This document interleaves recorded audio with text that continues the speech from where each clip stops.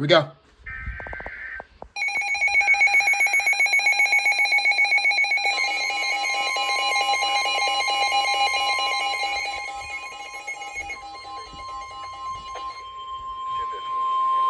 The National Weather Service in Pleasant Hill has issued a severe thunderstorm warning for eastern Davies County, southwestern Grundy County, northwestern Caldwell County until 3:15 p.m.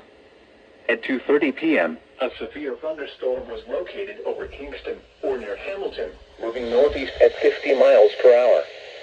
Expected hazards include 60 miles per hour wind gusts and half-dollar-sized hail. This is a radar-indicated threat. Alright, so here's the storm right here, guys. No damage to vehicles is expected.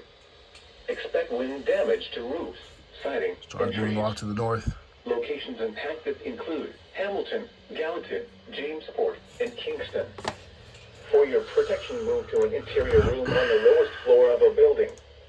A tornado watch remains in effect until 9 p.m. for north central Missouri.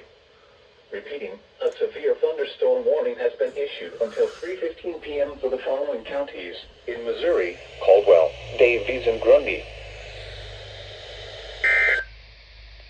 There we go.